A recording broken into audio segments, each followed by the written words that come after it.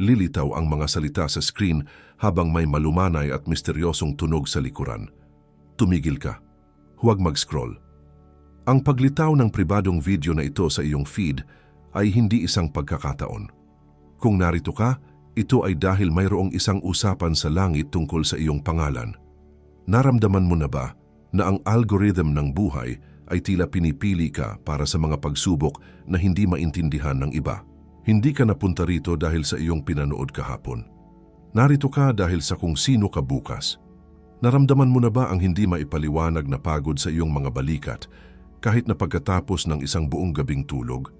Isang bigat na hindi pisikal, na para bang may nakadagan sa iyong espiritu na nagpapabagal sa iyong bawat galaw at nagpapalabo sa iyong kagalakan. Ang enerhiya na dati mong taglay para sa iyong mga pangarap ay tila unti-unting nauubos, na iniiwan kang pagod bago pa man magsimula ang laban. Naranasan mo na bang humakbang paatras mula sa isang desisyon na alam mong para sa iyo? Isang biglaang pag-aalinlangan na bumubulong sa iyong tainga, isang takot na pumipigil sa iyong mga paa kahit na ang lahat ng senyales mula sa langit ay nagsasabing sulong. Para kang nakatayo sa bingit ng iyong tagumpay, ngunit isang hindi nakikitang pader ang biglang humaharang at sa halip na tumawid, nananatili kang nakatigil. At paano ang iyong mga relasyon? Napansin mo ba ang biglaang panlalamig mula sa mga taong dati malapit sa iyo? Lalo na pagkatapos mong magbahagi ng isang magandang balita, isang papuri na may kasamang panunumbat, isang ngiti na hindi umaabot sa mata. Ang init ng pagsasama ay napapalitan ng isang malamig na distansya na nag-iiwan sa iyong pakiramdam na nag-iisa ka sa iyong sariling paglalakbay.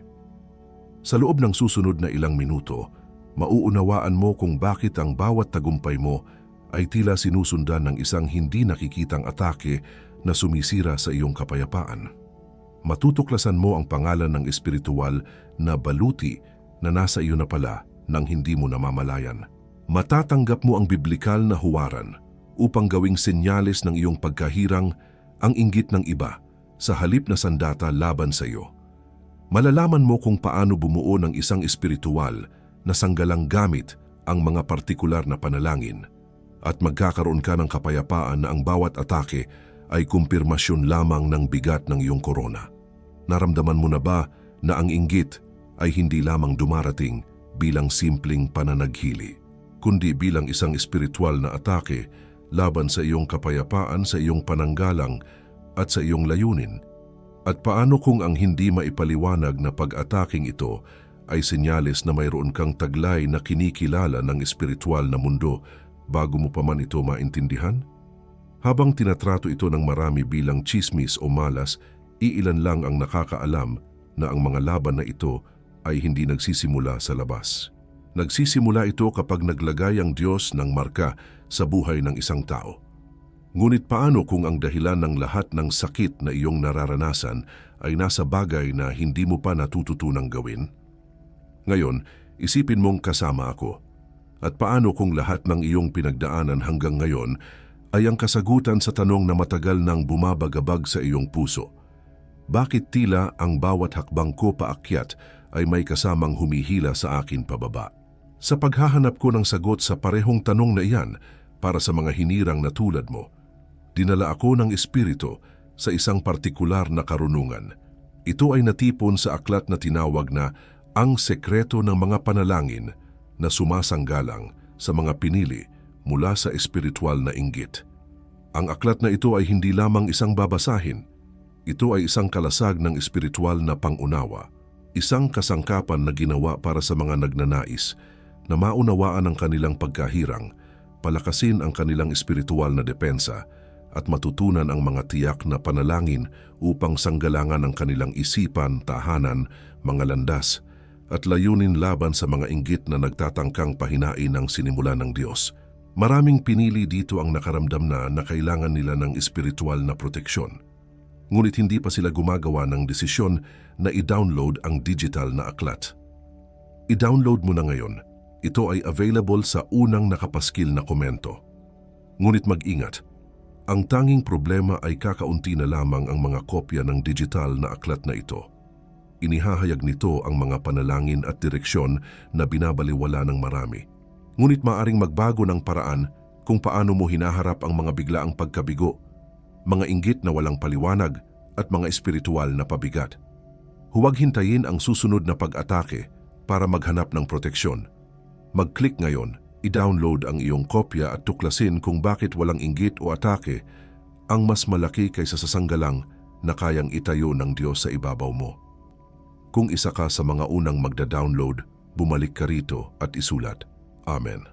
Ito ang magiging iyong gawa ng pananampalataya.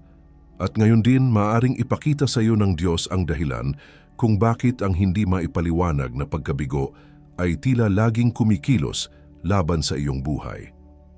Isipin mo na ikaw ay isang bihirang perlas na may sariling liwanag itinago sa isang ordinaryong sisidlan. Ang liwanag na iyon, ang iyong banal na potensyal, ang iyong marka ng pagkahirang. Hindi ito nakikita ng lahat, ngunit ang mga espiritual na nilalang sa kadiliman at ang mga taong may anino ng inggit ay naakit dito. Sinusubukan nilang gasgasan ang iyong kinang, takpan ka ng putik o itago ka sa dilim. Ang hindi nila alam, ang liwanag ay mula sa loob at ang bawat pagtatangka na patayin ito ay nagpapakita lamang kung gaano ito kahalaga. Kung ang mensaheng ito ay tumagos sa iyong espiritu, kung naramdaman mo ang katotohanan sa bawat salita, gawin mo itong isang gawa ng pagsamba. Pindutin mo ang like button, hindi bilang isang simpleng reaksyon, kundi bilang isang senyales sa langit na tinatanggap mo ang pagtawag na ito. Ang bawat pag-like ay isang ilaw na tumutulong sa algorithm na mahanap ang iba pang mga perlas na nakatago sa dilim. Ang iba pang mga hinirang na nangangailangan din ng sanggalang na ito. At tungkol dito mismo, sa perlas na tinatakpan ng putik, sa matibay na sanggalang na hindi mo pa nakikita, at sa kamay ng Diyos na dumadagit sa iyo mula sa hukay, mayroong isang selyo ng ilang minuto na eksaktong kasya sa loob ng 24 na oras pagkatapos mong magbahagi ng magandang balita sa isang tao. Itago mo yan sa kaibuturan ng isip mo. At bukod sa ating digital na aklat ng mga panalangin, hinirang, mayroon ka ritong isa pang paraan para palakasin ang mensaheng ito na dumating sa iyong tahanan ngayon at para iparating ito sa mas marami pang hinirang na tulad mo. Hindi kami tumatanggap ni isang sentimo para sa bawat salitang inihahatid ko sa iyo araw-araw dito sa channel. Bilang paraan para makapagbalik ka ng kahit kaunti sa natatanggap mo rito, pinapanatili rin naming bukas ang isang link para sa voluntaryong donasyon. Sa ibaba mismo ng digital na aklat, sa unang nakapaskil na komento. Anumang halaga na kasya sa iyong kamay ngayon, anumang halaga na ituro ng iyong puso. Iyan ang nagpapatatag sa ating channel. Iyan ang nagpapaabot sa susunod na mensahe sa ibang taong nangangailangan. Eksakto kung paano mo ito kinailangan. Hihintayin kita roon, hinirang. At kung kailangan mong umalis bago matapos ang video na ito, ang sanggalang na iyan ay naghihintay na sa iyo sa unang nakapaskil na komento. Dito mismo sa ibaba. Pero hinihiling ko na manatili ka hanggang dulo dahil kung wala ang konteksto na darating ngayon, ang selyo ay hindi gagana nang may parehong lakas sa iyong tadhana. Hindi ko pa nasasabi sa iyo ang pinakamahalagang bagay. Bago tayo magpatuloy, nais kong humingi sa iyo ng isang bagay. Humanap ka ng isang saglit ng katahimikan. Kung maaari, huminga ka ng malalim. Hilingin sa Espiritu na buksan ang iyong mga mata at tainga sa kung ano ang ipapakita sa iyo. Dahil ang mga susunod na salita ay hindi lamang impormasyon, ito ay mga susi na maaaring magbukas ng mga pintuan ng pangunawa na matagal nang nakasara sa iyong buhay. 4 na senyales ang ibibigay ko sa iyo. 4 na pangkaraniwang karanasan na madalas nating binabaliwala bilang bahagi lang ng buhay. Ngunit sa katotohanan ay mga bakas ng anino ng inggit. Ang unang senyales ay ang biglang panlalamig. Isipin mo ito, katatapos mo lang ibahagi ang isang ideya na nagpapasigla sa iyo, isang maliit na tagumpay sa trabaho o isang magandang balita tungkol sa iyong pamilya. Ibinahagi mo ito ng may purong kagalakan. Ngunit ilang minuto o oras pagkatapos, habang mag-isa ka na sa iyong sasakyan o sa iyong silid, isang hindi maipaliwanag na alon ng kalungkutan ang bumabalot sa iyo. Ang enerhiya mo ay biglang bumabagsak na parabang ang kagalakan na iyong taglay ay sinipsip ng isang vacuum. Ang init na naramdaman mo ay napalitan ng isang malamig na pagkabigo at hindi mo maintindihan kung bakit. Ang ikalawang senyales ay ang pader na walang pinanggalingan. Mayroon kang isang proyekto, isang plano o isang panaginip na maayos ang takbo. Ang bawat hakbang ay tila pinagpala. Pagkatapos dahil sa iyong kasabikan, ikinuwento mo ito sa isang kaibigan o kasamahan sa trabaho. Ibinahagi mo ang iyong mga plano, ang iyong mga susunod na hakbang, at bigla, kinabukasan, ang lahat ay nagbago. Ang kliyente ay biglang umatras. Ang teknolohiya ay biglang nagkaproblema. Isang hindi pagkakaunawaan ang sumulpot mula sa wala. Isang pader ang biglang lumitaw sa iyong daan at ang proyektong dati dumadaloy ay ngayon ay nakatigil. Na para bang isang hindi nakikitang kamay ang pumipigil dito. At tungkol sa proyektong iyan na biglang huminto matapos mong ibahagi ito sa isang tao, kailangan kong sabihin sa iyo na naiwan ko na ang pananggalang na naghihintay sa iyo sa unang nakapaskil na komento. Kung kailangan mong umalis bago matapos ito, naroon na iyon para sa iyo. Ngunit manatili ka dahil ang pangalan ng nangyayari sa iyo ay hindi pa nasasabi. Ang ikatlong senyales ay ang papuring may lason. Nakatanggap ka na ba ng papuri na sa unang pandinig ay maganda, ngunit may iniwang kakaibang pakiramdam? Wow, ang galing mo naman, sana all, ngunit ang tono ay malamig.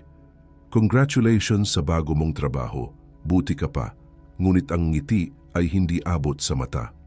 Sa halip na makaramdam ka ng lakas at pagpapahalaga, nakaramdam ka ng pag-aalinlangan at pag-iisa.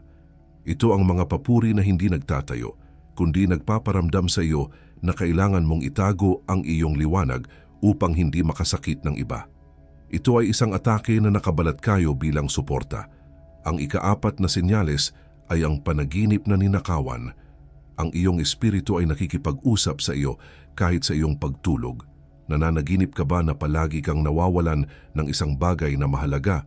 Ang iyong pitaka, ang iyong mga susi, ang iyong sapatos bago ka pumasok sa isang mahalagang pagpupulong. O marahil sa iyong mga panaginip, palagi kang may nararamdamang isang anino na nagmamasid mula sa malayo, isang presensya na hindi mo makita ngunit alam mong naroroon, naghihintay, nag-aabang. Ito ay hindi lamang mga ordinaryong panaginip. Ito ay ang iyong espiritu na nagbibigay babala na mayroong isang bagay o isang tao na nagtatangkang kunin ng iyong autoridad at direksyon. Kung kahit isa man lang sa mga senyalis na ito ay tumama sa iyong puso, hindi ka nag-iisa. Ang mga karanasang ito ay hindi imahinasyon o pagiging sensitibo. Ito ay mga espiritual na katotohanan na nararanasan ng maraming hinirang. Ang pagkilala sa mga senyalis na ito ay ang unang hakbang sa pagbuo ng iyong depensa, dahil ang hindi mo nakikilala ay hindi mo malalabanan. Ang susunod na bahagi ng ating paglalakbay ay ang pag-alam sa pangalan ng espasyong ito at ang pag-unawa sa isang salita mula sa sinaunang panahon na naglalaman ng kapangyarihan upang agawin ka mula sa panganib na ito. Manatili ka sa akin dahil ang paghahayag ay nagsisimula pa lamang.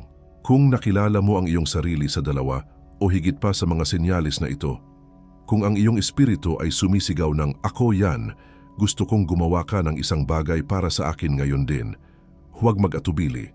Pumunta ka sa seksyon ng komento at i-type ang mga numerong 777. Hindi ito para sa akin, ito ay para sa iyo. Ito ay ang iyong deklarasyon na nakikinig ka. Ito ay ang iyong senyales sa langit na handa ka ng matuto kung paano lumaban. Bago ko ibigay sa iyo ang instrumento ng pananggalang na magpoprotekta sa iyong kagalakan, sa iyong mga plano at sa iyong mga pangarap, kailangan kong ibigay sa iyo ang pangalan ng kung ano ang iyong dinadala. Mayroong isang salita sa Hebreo, isang aksyon ng Diyos na inilalarawan ng isang biglaang pag-agaw mula sa panganib. Hindi ito simpleng proteksyon na pasibo. Ito ay isang aktibong pagliligtas na para bang isang agila na dumadagit sa kanyang sisiw mula sa bibig ng ahas. Ito ang ginagawa ng Diyos kapag ang anino ng inggit ay akala niyang nahuli ka na. Ang pangalan ng aksyon na ito ay ang susi sa iyong kalayaan. Kaya, para masakop ang puwang sa pagitan ng pagiging hinirang at pagiging protektado, kailangan mong maunawaan na ang anino ng inggit ay hindi lamang isang pakiramdam. Ito ay isang estratehiya. Ito ay isang espiritual na operasyon na idinisenyo upang panatilihin kang nasa isang estado ng palaging pag-aayos, palaging pagbawi, nang sa gayon ay hindi ka makapasok sa yugto ng pagtatayo. Ang selyo ng oras na ito na iyong tinatawid ay nakita na sa langit, at ang reseta para sa iyong proteksyon ay hindi isang bagay na kailangan mong likhain, ngunit isang bagay na kailangan mo lamang matanggap. At sinasabi ko ito sa iyo dahil nakita ko na itong nangyari.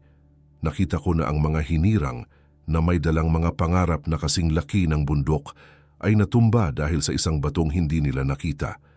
Nakita ko ang mga taong may apoy sa kanilang mga mata na unti-unting pinatay ang ningas dahil sa mga pambubulong na hindi nila alam kung saan nanggagaling.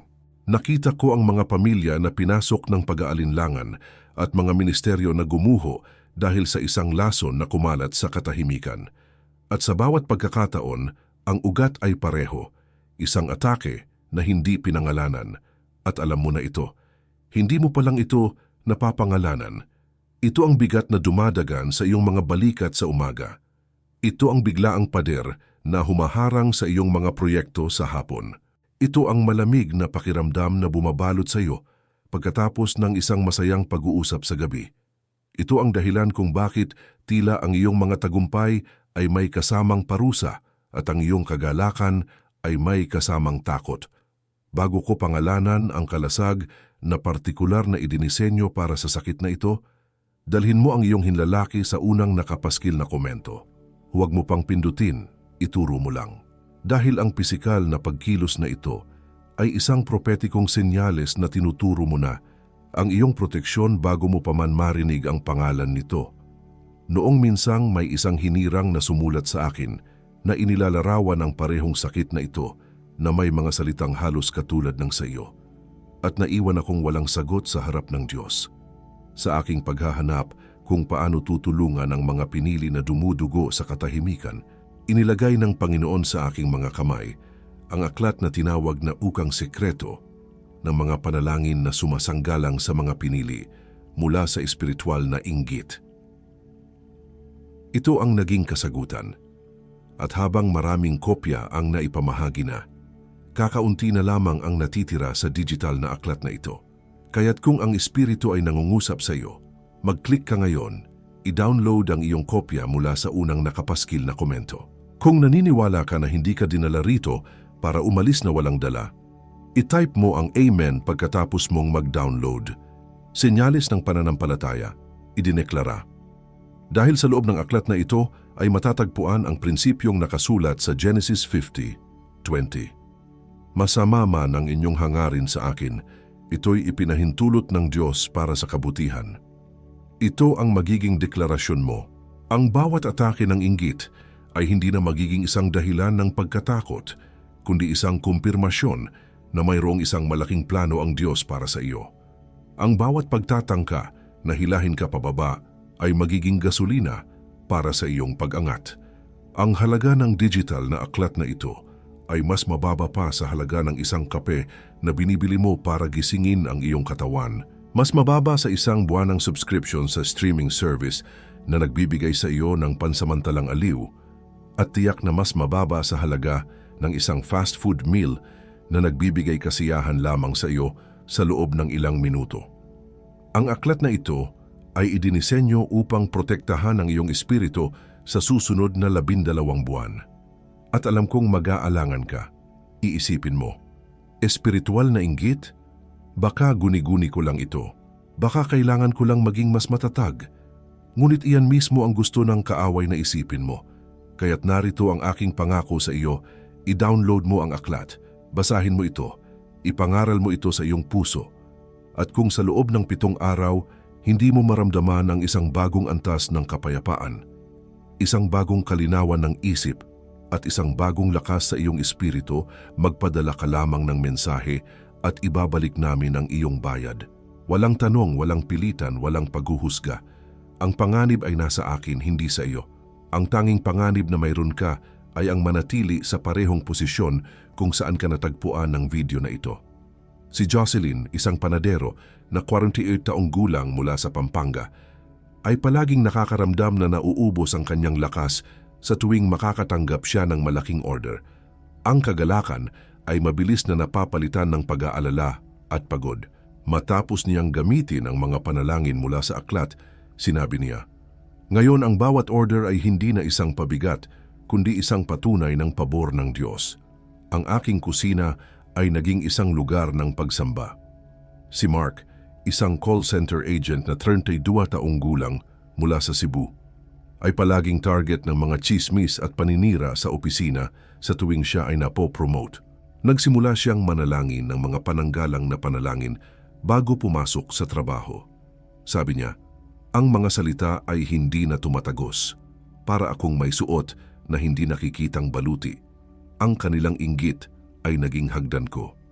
Si Ana, isang guro na 55 taong gulang mula sa Davao, ay halos sumuko na sa kanyang pangarap na magtayo ng isang maliit na paaralan dahil sa sunod-sunod na kamalasan at pagkaantala.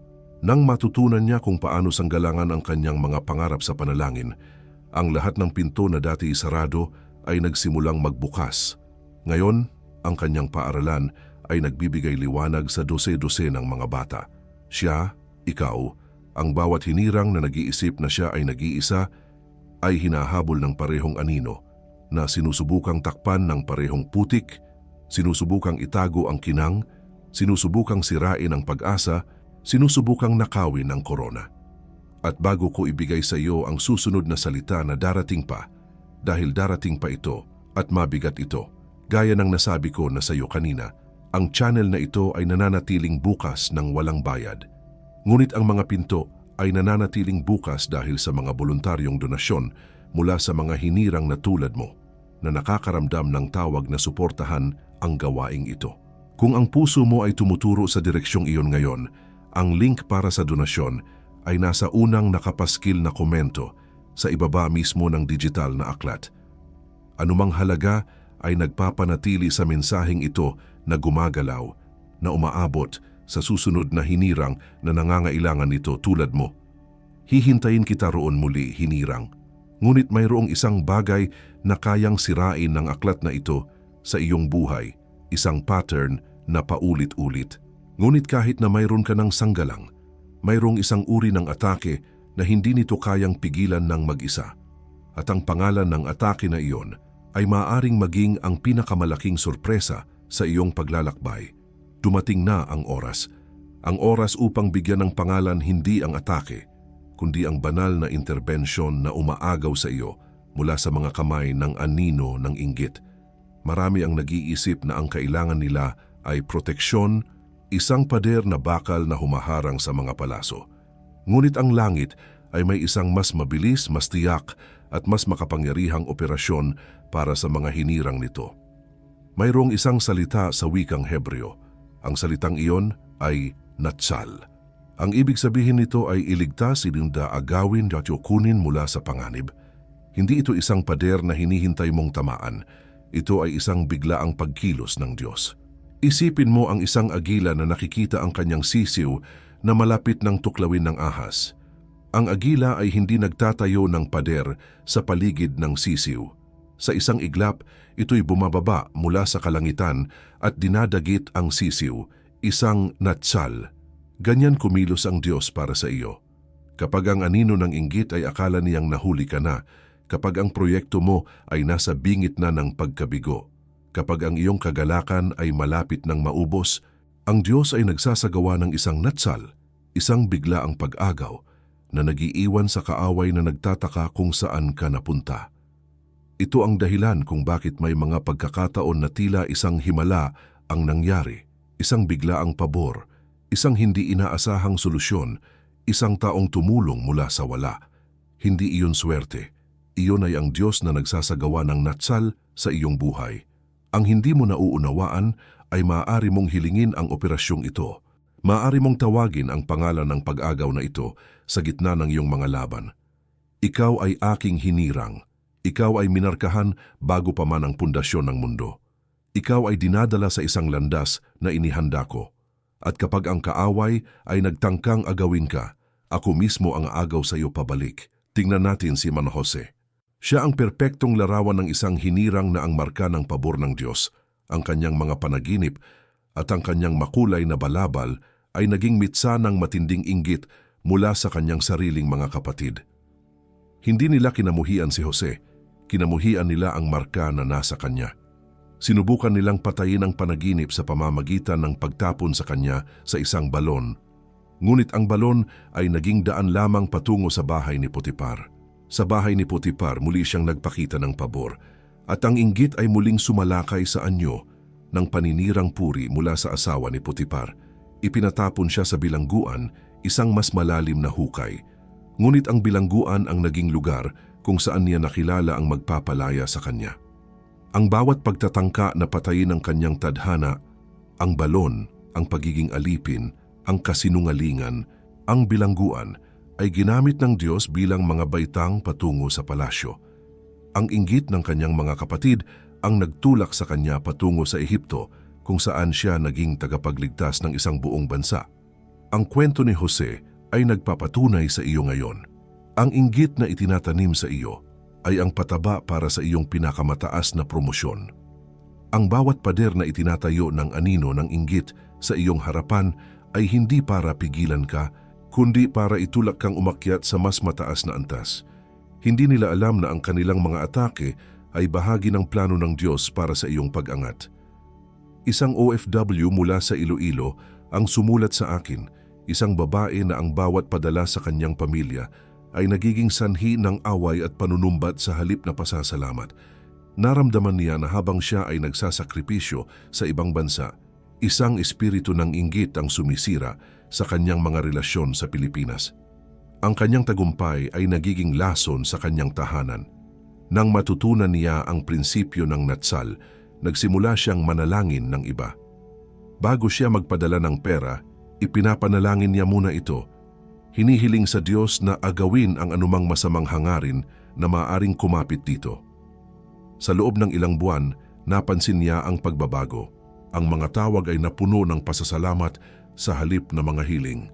Ang inggit ay napalitan ng pag-unawa, na isakatuparan ng natsal at ang kanyang pagsasakripisyo ay sa wakas nagsimulang magbunga ng kapayapaan. Ang pagkaunawa sa natsal ay hindi lamang nagbibigay sa iyo ng isang salita para sa iyong pagliligtas. Binibigyan ka nito ng isang selyo. At ang selyong iyon ay naglalagay sa iyo sa isa sa 3 partikular na posisyon sa kaharian. 3 pagkakakilanlan, 3 tungkulin. Ang bawat isa ay may sariling kalakasan, sariling kahinaan, at sariling uri ng atake na inaakit nito mula sa anino ng inggit. Pakinggan mong mabuti, dahil ang pag-unawa kung sino ka sa labanang ito ay ang kalahati na ng tagumpay. Ang una ay ang tagapagdala ng liwanag. Ikaw ang taong hindi kailangang magsalita para baguhin ang kapaligiran. Ang iyong presensya lamang, ang iyong ngiti, ang iyong kapayapaan sa gitna ng kaguluhan, ang iyong biglaang ideya na nagbibigay solusyon, ay nagdadala ng liwanag ng langit sa mga madidilim na lugar. Para kang isang lampara na daladala sa isang madilim na silid. Ang kadiliman ay hindi lumalaban, ito ay tumatakas lamang. Ang taktika ng kaaway laban sa iyo ay simple. Kumbinsihin kang ang iyong liwanag ay masyadong nakakasilaw, na ito ay nakakasakit sa iba, na dapat mo itong itago sa ilalim ng isang takalan upang hindi ka maging mayabang. Sinusubukan niyang gawing bigat ang iyong regalo sa halip na isang pagpapala. Ang ikalawa ay ang tagapagtayo ng altar. Ikaw ang taong may likas na kakayahang lumikha ng mga sagradong espasyo. Hindi ito tungkol sa mga gusali, ito ay tungkol sa paglikha ng mga sandali kung saan ang langit ay bumababa sa lupa.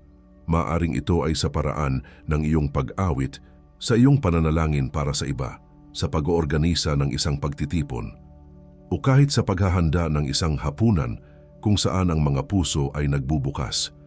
Ang iyong tahanan, ang iyong mesa, ang iyong opisina ay nagiging isang altar kung saan ang presensya ng Diyos ay nararamdaman.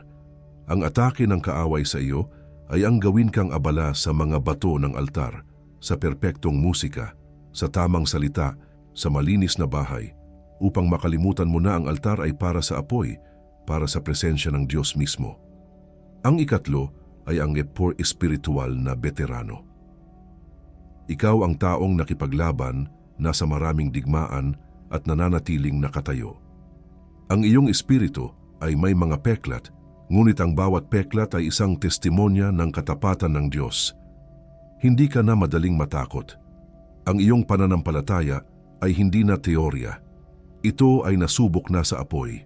Ikaw ay tulad ng isang matandang puno ng olibo, baluktot dahil sa mga bagyo. Ngunit ang iyong mga ugat ay malalim at ang iyong bunga ay matamis. Ang iyong tungkulin ay magbigay ng lilim at karunungan sa mga mas bata sa pananampalataya. Ang atake ng kaaway sa iyo ay ang ibulong na ang iyong mga peklat ay tanda ng kahinaan, na ikaw ay nag-iisa sa iyong mga laban at na ang mga digmaang iyong pinagdaanan ay walang kabuluhan. Sinusubukan niyang gawing isang bilangguan ang iyong kasaysayan sa halip na isang arsenal, tagapagdala ng liwanag, tagapagtayo ng altar, espiritual na veterano. Hindi mo kailangang hulaan. Sa sandaling ito, alam ng iyong espiritu kung sino ka. Pumunta ka ngayon sa seksyon ng komento at itype ang pangalan ng pagkakakilanlan na tumawag sa iyo. Tagapagdala ng liwanag, tagapagtayo ng altar, espiritual na veterano. Huwag mag-alinlangan. Ito ay hindi lamang isang komento. Ito ang iyong paglagda sa iyong tungkulin. Ito ang iyong deklarasyon sa espiritual na mundo. Alam ko kung sino ako. Ang iyong gawa ng pananampalataya na ito ay nagpapatibay sa iyong posisyon sa kaharian at ang tagapagdala ng liwanag na walang sapat na langis. Ang tagapagtayo ng altar na may mga bitak sa pundasyon. Ang espiritual na veterano na walang baluti ay isang bukas na imbitasyon sa sakuna. Ang pag-alam sa iyong pagkakakilanlan ay nagpapataas ng responsibilidad na sanggalangan ito. At iyan mismo ang dahilan kung bakit inihayag ng Espiritu ang kurang sekreto ng mga panalangin. Ang maikling aklat na naglalaman ng mga partikular na baluti para sa bawat isa sa mga arketipong ito. Ito ay nasa unang nakapaskil na komento. Dahil sa susunod na 72 oras, pagkatapos mong ideklara kung sino ka, ang kaaway ay magpapadala ng isang pagsubok na partikular na idinisenyo para sa iyong tungkulin.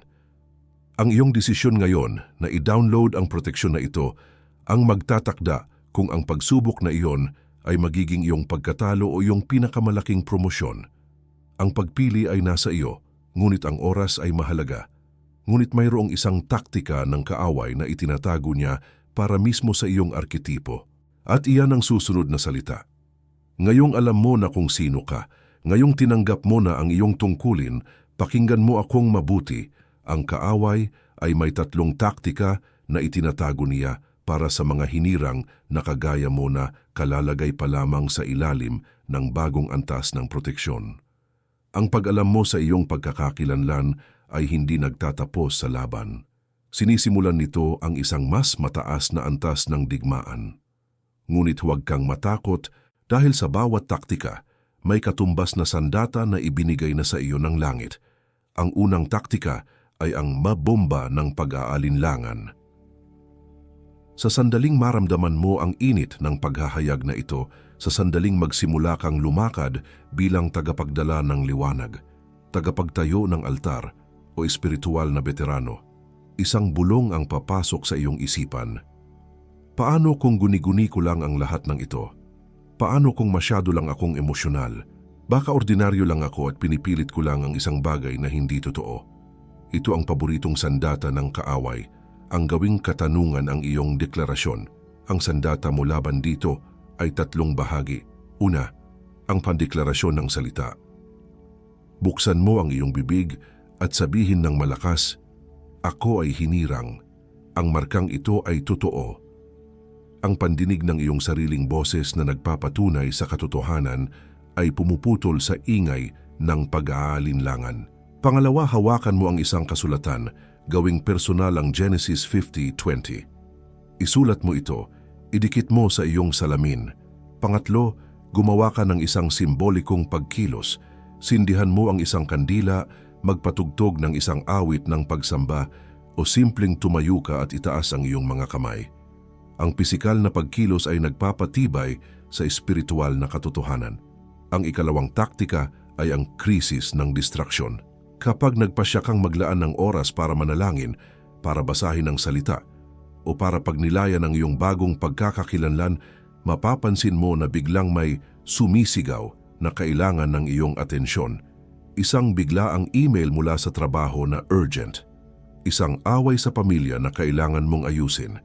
Isang biglaang paalala ng isang gawaing bahay na hindi mo pa natatapos. Ito ay mga gawa-gawang krisis na idinisenyo upang ilayo ka sa iyong pinagkukunan ng lakas. Ang layunin ng kaaway ay panatilihin kang abala sa mga bagay na mahalaga upang hindi mo mahawakan ang bagay na pinakamahalaga. Ang sandata mo rito ay ang kakayahang makilala ang prioridad. Sa bawat paghila ng atensyon, huminto ka at tanungin ang iyong sarili at ang espiritu.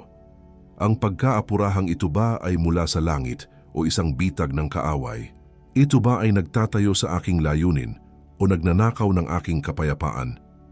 Matutuklasan mo na 9 sa 10 pagkakataon, ang urgent ay maaaring maghintay. Ang pagpili na unahin ng Diyos, kahit sa loob lamang ng 15 minuto, ay nagpapadala ng isang malinaw na mensahe sa espiritual na mundo.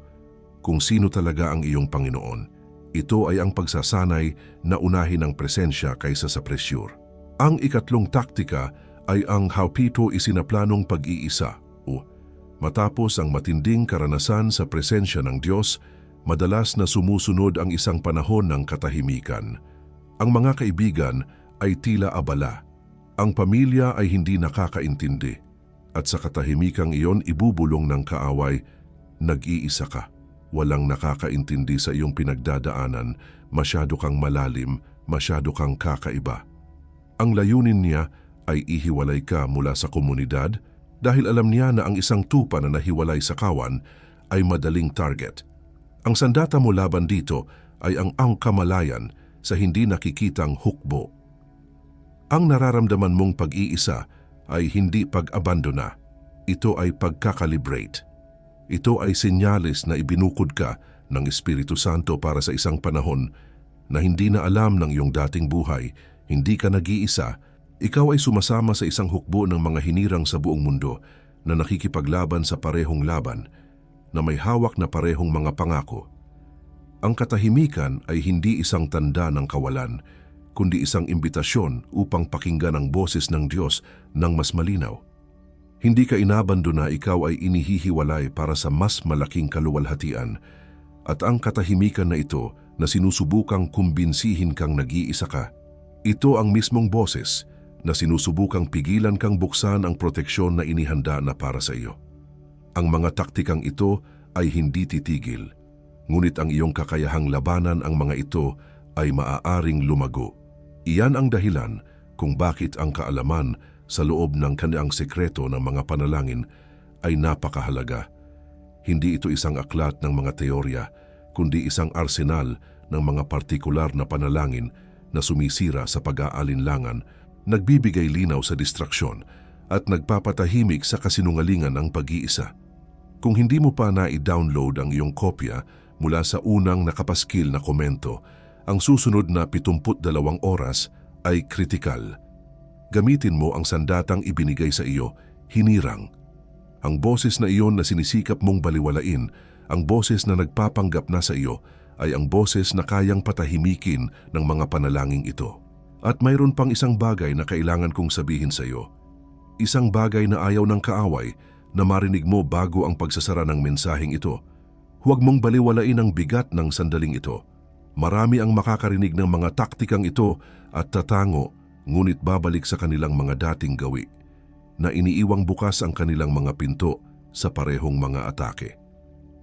Ang kaalaman na walang aksyon ay isang anyo pa rin ng pagkabihag. Ang pagpili na huwag kunin ang iyong sandata ay isang desisyon na manatiling sugatan sa labanan. Seryosohin mo ito, hinirang.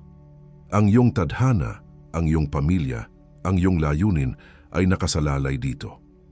Kung ang mensaheng ito ay nagbigay ng pangalan sa iyong mga laban at nagbigay ng sandata sa iyong mga kamay, gawin mo itong isang permanenteng bahagi ng iyong arsenal. Pindutin mo ang subscribe at iyon ang bell para hindi ka makaligtaan sa mga susunod na paghahayag. I-save mo ang video na ito, balikan mo ito bukas, balikan mo ito sa susunod na linggo. Hayaan mong ang mga katotohanan ito ay tumagos mula sa iyong isipan patungo sa iyong espiritu, hanggang sa ang paglaban ay maging kasing natural ng paghinga. Dahil ang digmaang ito ay hindi isang beses lang. Ito ay isang pang-araw-araw na paglalakbay sa ilalim ng proteksyon ng Hari. Ngayon, huminga ka. Isara mo ang iyong mga mata sa iyong isipan at hayaan mo akong gabayan ka. Isipin mo ang iyong sarili bilang ang perlas na makinang nagliliwanag sa kaibuturan ng iyong espiritu. Ngunit tingnan mo, ang anino ng inggit ay dumarating na parang maruming putik. Nararamdaman mo ang pagdikit nito sa iyong ibabaw, malamig, mabigat, malagkit. Sinusubukan nitong takpan ng iyong liwanag. Balutin ka sa dilim ng mga pag-aalinlangan at kasinungalingan ng iba, hanggang sa halos hindi mo na makita ang sarili mong kinang. Ang bigat nito ay nagpapabagal sa iyo, ang lamig nito ay nagnanakaw ng iyong init. Ngunit sa loob ng perlas, ang liwanag ay hindi namamatay. Ito ay nag-iipon ng lakas.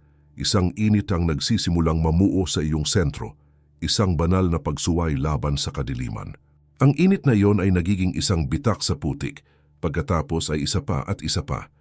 Ang iyong panloob na liwanag na pinalakas ng presyon ay sumasabog palabas, na tinutunaw ang putik at itinutulak ito palayo. Hindi ka lang bumabalik sa dati, ikaw ay mas maliwanag pa kaysa dati. Ang bawat pagtatangka na patayin ang iyong liwanag ay nagsilbi lamang na panggatong para sa isang mas matinding apoy. At habang ikaw ay nagniningning doon, malinis at matagumpay, isang kamay mula sa langit, ang kamay ng Ama, ay marahang bumababa. Dinadampot ka niya mula sa putik ng nakaraan at inilalagay ka sa loob ng isang banal na kaban, isang kahangyaman na gawa sa kahoy na hindi nabubulok at gintong hindi kumukupas. Dito, ikaw ay protektado. Dito ang iyong liwanag ay para sa kanyang kaluwalhatian. Ang susi sa kabang ito ay nasa kanyang mga kamay lamang. Ikaw ay selyado. Ikaw ay ligtas. Sa kapangyarihan ng pangalang nasa itaas ng lahat ng pangalan, pinapakawalan natin ngayon ang bigat ng paghihintay. Ang pagod sa pag-asam na sana ay bukas na ang pagbabago. Sana ay sa susunod na linggo na ang tagumpay. Pinapakawalan natin ang pagkabalisa na nakakabit sa kailan at niyayakap natin ang kapayapaan sa ngayon ng Diyos. Ang iyong panahon ay hindi na antala. Ito ay isinasaayos ayon sa kanyang perpektong kalooban. Hinga at pakawalan mo ito. Pinapakawalan din natin ang tinig ng panunumbat sa sarili. Ang bulong na nagsasabing, ano ang ginawa kong mali? Bakit ako? Baka mas mabuti kung nanahimik na lang ako. Ang kasinungalingang iyan ay hindi mula sa langit.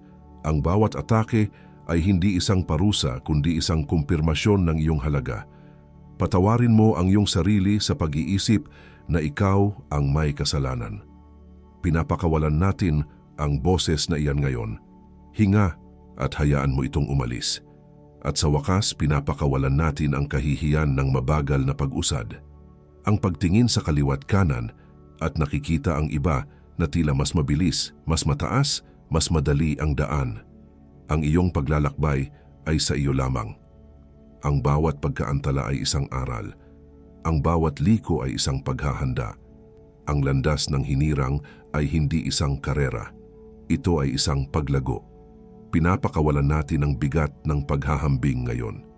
Hinga at tanggapin mo ang iyong sariling bilis. Ina-activate ko ngayon ang natagapagdala ng liwanag sa iyo. Ang kakayahang pumasok sa isang silid at baguhin ang kapaligiran ng hindi nagsasalita. Ang iyong presensya ay magiging isang sandata. Ang iyong kapayapaan ay magiging isang ministeryo. Huwag mo nang itago ang iyong liwanag. Ina-activate ko ngayon ang tagapagtayo ng altarin sa iyo. Ang banal na kakayahang lumikha ng mga sagradong espasyo saan ka man magpunta. Ang iyong mga salita, ang iyong mga aksyon, ang iyong tahanan ay magiging isang tagpuan sa pagitan ng langit at lupa. Simulan mo nang magtayo. Ina-activate ko ngayon ang espiritual na veterano din sa iyo. Ang iyong mga peklat ay nagiging mga mapa ng karunungan. Ang iyong mga nakaraang laban ay nagiging arsenal para sa mga susunod. Ang iyong katatagan ay magiging isang kanlungan para sa iba. Tumayo ka sa iyong autoridad. Binabalot ko ngayon ang iyong isipan ng isang banal na sanggalang. Bawat bulong ng pag-aalinlangan, bawat kasinungalingan ng kaaway na nagsasabing hindi ka karapat-dapat o hindi mo kaya, ay bumabagsak ngayon na parang mga palasong walang lakas. Ang iyong isipan ay hindi na isang larangan ng digmaan. Ito ay isang hardin na binabantayan ng mga anghel.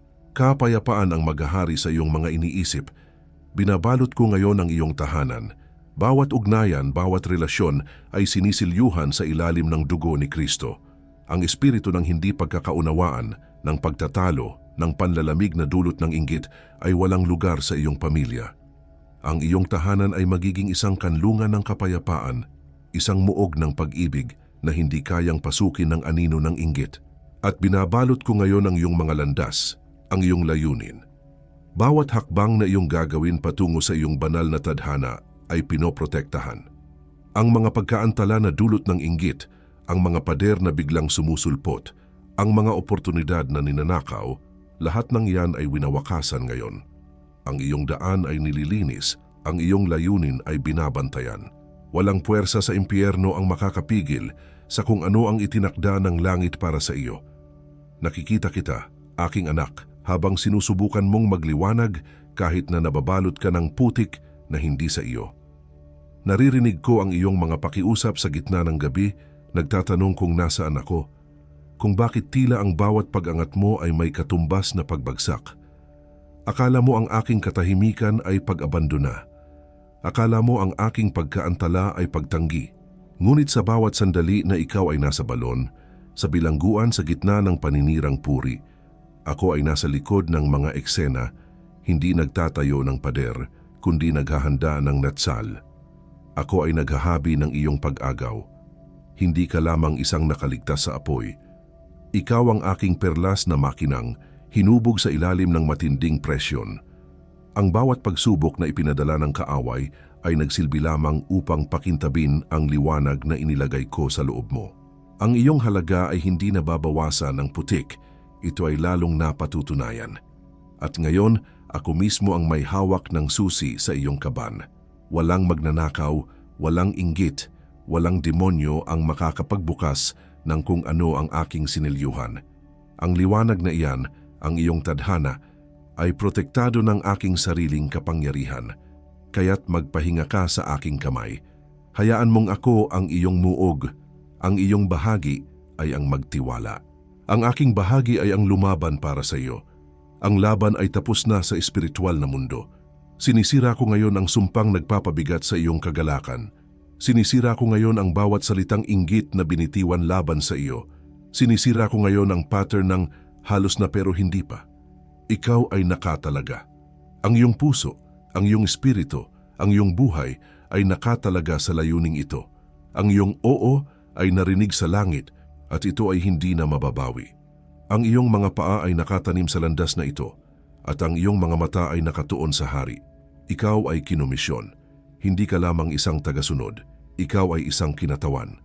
Dinadala mo ang autoridad ng kaharian sa bawat silid na iyong pinapasok. Ang iyong mga salita ay may bigat. Ang iyong mga panalangin ay may kapangyarihan. Ang iyong presensya ay nagdadala ng pagbabago. Ikaw ay isinugo. Hindi ka na naghihintay ng pahintulot. Ikaw ay ipinadala na sa mundo bilang tagapagdala ng liwanag, bilang tagapagtayo ng altar, bilang espiritual na veterano. Ang iyong misyon ay nagsimula na. Lumabas ka at kumilos sa kapangyarihan na ibinigay sa iyo. Huwag mo nang sabihin ang amen. Manatili ka diyan sandali. Hayaan mong ang bigat ng kaban na iyon ay maramdaman mo. Ito ay selyado. Ang iyong liwanag ay protektado. Ang iyong bibig ay magnanais na tapusin ang panalangin. Huwag mo itong hayaan. Hihintayin natin ang senyales mula sa langit. Sasabihin ko sa iyo kung kailan. At habang dinadama mo ang kamay ng Ama na marahang naglalagay sa iyo sa loob ng banal na kaban, kailangan kong huminto ka sandali at tingnan ang nakapaskil na komento. Dahil ang pag-alam na ikaw ay protektado ay isang bagay, Ngunit ang pagkakaroon ng mga salita para i-activate ang proteksyong iyon araw-araw ay iba. Ang sekreto ng mga panalangin na sumasanggalang sa mga pinili mula sa espiritual na inggit ay hindi lamang isang aklat, ito ang manual ng iyong bagong baluti.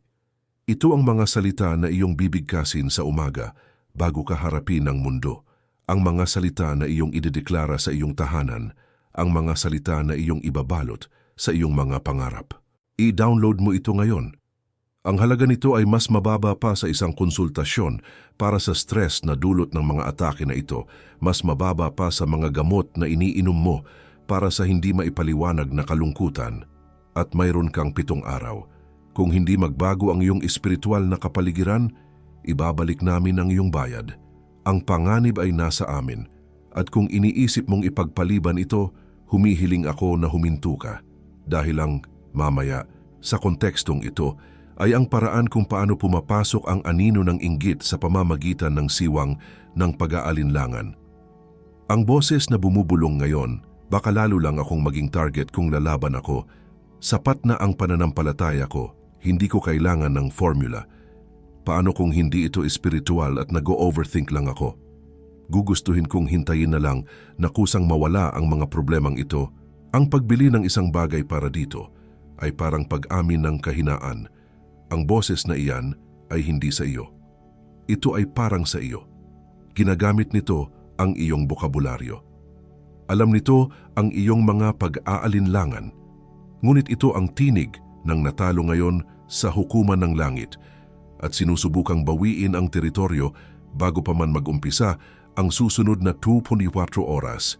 I-download mo ang iyong sandata ngayon at ngayon ang huling salita.